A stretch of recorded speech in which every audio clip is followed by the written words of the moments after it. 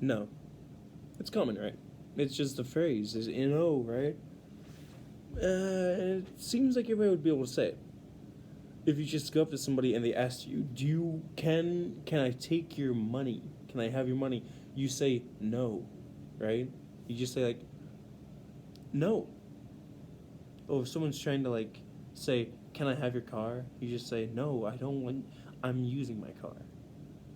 That seems easy, but some people, maybe not that severe, but some people can't say no. They kind of, I think that they feel kind of obligated, like if they want, or what I kind of feel like is that they're thinking about how other people might see them. Is that if you say no, that means that you're being mean or something. But I don't think that's the case. I think it's just a polite way to say, I don't know, don't know, thank you, I wouldn't like that. I used to have that same kind of problem too. I used to be a yes man. I used to be the guy, yo, can I borrow a pencil? Yeah, yeah, sure. Can I have an eraser? Yeah, sure, just give it back. No, no, they wouldn't give it back. So then I learned how to say no to that. They said, yo, the same guy would come up to me and say, yo, can I have an eraser? I'd say, no. You didn't give me the last eraser I gave you, so why should I feel like I should give you another one? And then, do you know what? He said fair and just walked away. And then he didn't ask anything else. He didn't get angry or anything. And I think that's what people need to realize is that not everybody's mean. If you just say no, then they're most likely, most people are going to just understand that you said no. No means no means no. No means no. But then that goes into our next habit, the third one, which is putting things first. I think that more specifically, it's like putting things first for you and what you want to do. And he makes the connection of like an old saying of putting rocks in a bottle. If you start with the tiny rocks first, all the tiny things, then you won't have any room for big rocks, you know? But if you put the big rocks first, then you're going to have plenty of room for the tiny rocks. And I think that's a great example for the life. If someone comes up to you and you just keep on putting all the other people's stuff, like the tiny things, like I should help Josh out with his thing that Friday. I should go ahead and do that thing with that one guy because he told me to that one time. I think putting things first is putting the most important things that you think is important first. Like if you have a test that you study on one day, then you need to do that test first because you need to do that test.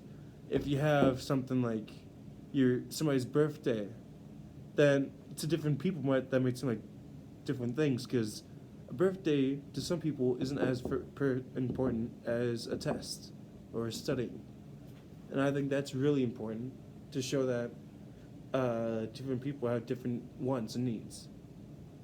But it all depends on what you want. If you have something to do, then you have to do it, and you're gonna do it.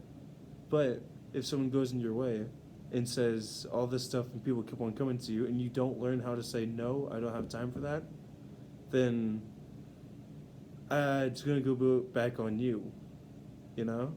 And if anything, it's gonna make them feel bad that they made you go through all of that. So it's better for both of you guys if you just say no, just straight out. Don't like go around the question. Like, my Aunt Susie, she's got something weird going on, so I gotta also do something weird. No, you just say, no, I can't do that. And they should be able to be like, okay, that's cool. You know? Because people worry about what if they say something back, like, oh, come on, you gotta. No, I don't think too many people are gonna do that. And if they do that, that means that they're just not a good friend if they can't understand what you do or do not want to do. And that's really important, you know, in life. Just knowing who you can, like, who you want to do stuff with, because then they will understand. And that also goes into this next thing is that when I was a kid, you know, I didn't start saying no until like middle school, but until then I was always the go-to for different things.